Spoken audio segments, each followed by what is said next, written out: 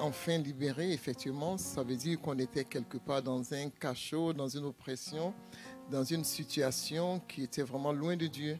Et moi, ma prison, effectivement, j'étais dans une prison, comme tout un chacun, je pourrais dire ici. Et ma prison, c'était l'islam, tout simplement. Ouais. C'était l'islam parce que je suis issu d'une famille musulmane. Et il fallait pratiquer l'islam. Je ne sais pas si je peux rendre ce témoignage. Et donc, j'étais enfant lorsque on m'obligeait à faire la prière. Et je n'aimais pas du tout. Donc, j'étais une petite rebelle. J'étais tout le temps battue. Tout le temps battue. Et dans l'islam, il faut amener l'enfant à l'école coranique pour qu'il apprenne les sourates pour pouvoir prier.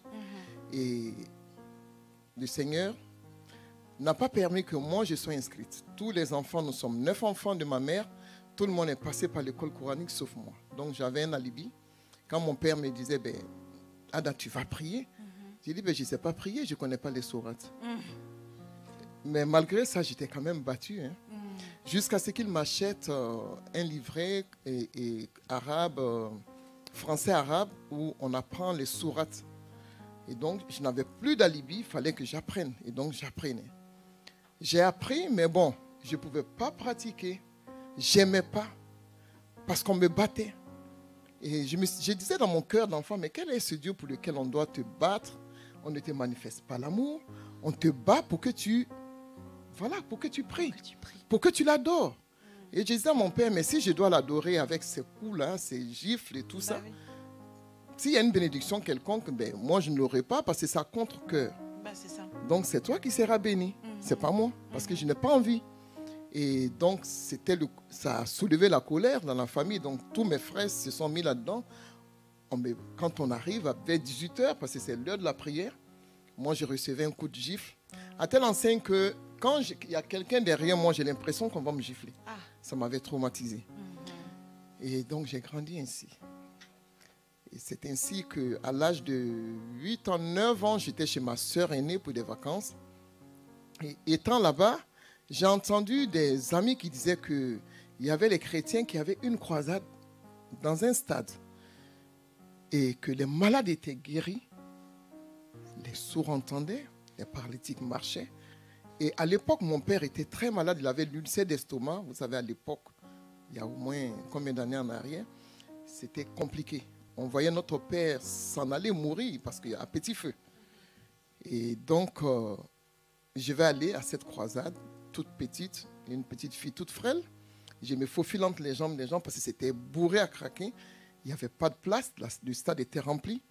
Et j'ai réussi quand même à me faufiler et je regardais sur le terrain des béquilles, des chaises roulantes qui témoignaient que des malades étaient guéris. Et ça m'a impressionné. Des paralytiques qui couraient. C'est-à-dire qu'ils n'avaient plus besoin de leurs béquilles, de leurs chaises roulantes. Et ça m'a tellement parlé. Avec ce cœur d'enfant, quand je suis rentré chez moi, j'ai dit à ma grande sœur, ben, les chrétiens, il y a quelque chose qui se passe là-bas que nous, on n'a pas. Est-ce qu'on ne peut pas amener papa? Elle m'a dit, Ada, laisse les chrétiens là où ils sont.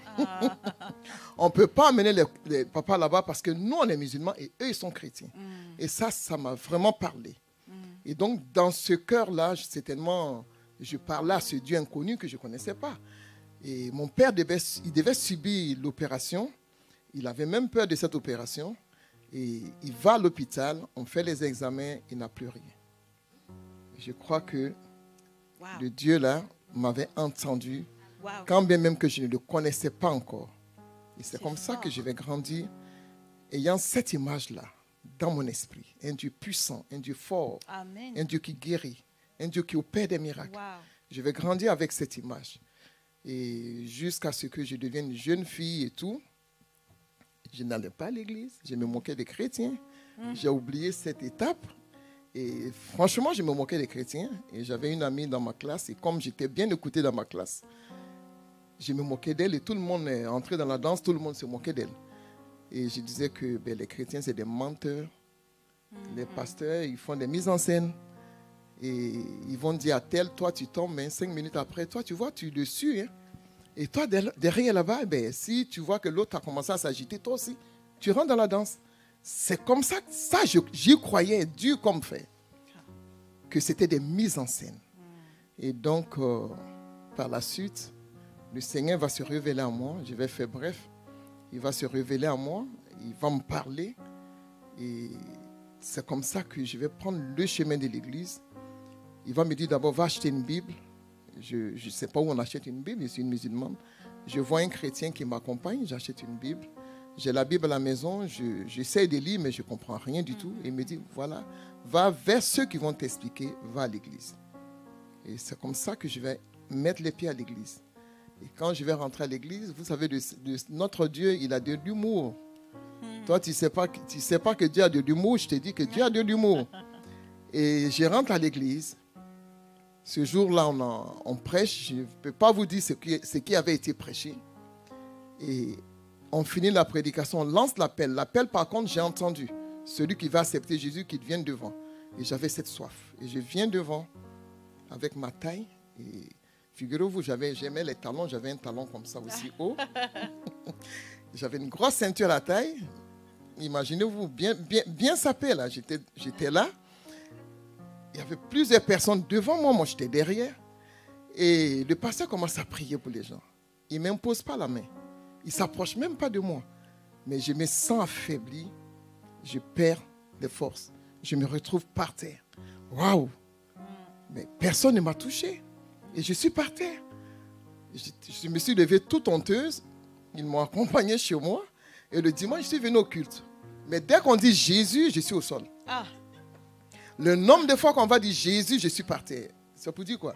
Tu dis que dans mon église, dans ma maison, c'est des mises en scène. Maintenant, toi-même, tu vas voir si c'est mise en scène ou pas. Et là, j'ai constaté que ce Dieu, il est tellement fort, il est tellement puissant. Puissance dans le nom de Jésus. Il est tellement puissant. Et j'avais un lien, c'était l'esprit des eaux. C'était l'esprit des eaux. J'avais été initié, livré à l'esprit des eaux. Et voilà que dans cette prison encore, Dieu va me sortir de là. Amen. Il va briser la prison de l'islam pour faire de moi une femme de Dieu, une chrétienne, une affranchie, une femme libérée. Et ensuite, la suite, vous la voyez. On la voit. Amen. Et je bénis le Seigneur. Aujourd'hui, je peux dire, je suis enfin libre. Amen. Dès l'instant où j'ai connu Jésus, j'ai été libéré. Amen. Et je lui rends toute la gloire. Amen. Amen. Gloire à Dieu.